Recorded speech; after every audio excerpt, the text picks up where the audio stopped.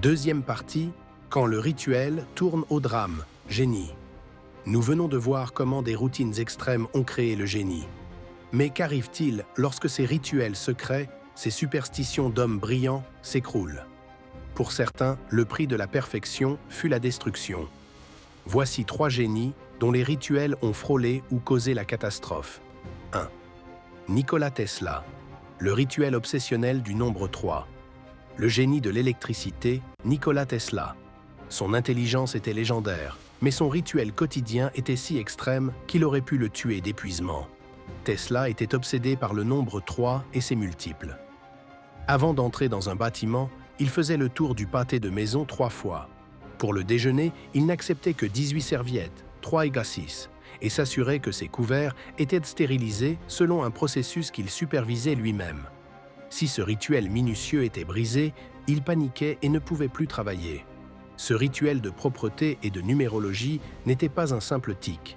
Il était une camisole de force psychologique qui, si elle garantissait un certain ordre dans son travail, le coupait du monde et l'isolait dans la folie de la précision. 2. Lord Byron, le rituel qui a isolé le poète. Le poète romantique Lord Byron était célèbre pour sa mélancolie et sa beauté. Mais pour préserver son génie, il s'était astreint à un rituel de régime drastique et de pureté. Byron ne mangeait presque rien.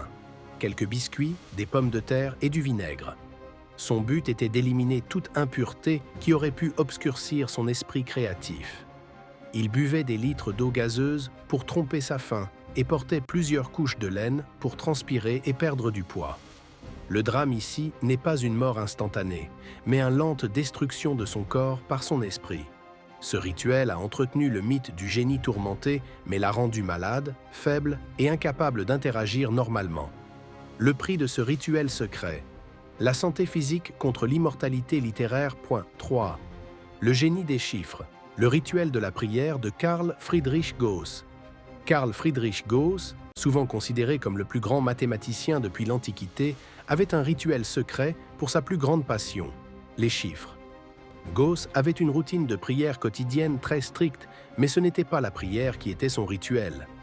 C'était la peur de ce qu'il appelait le trou noir, l'épuisement mental qui le guettait s'il ne trouvait pas immédiatement la solution à un problème. Son rituel était de marcher jusqu'à ce que la solution tombe dans son esprit.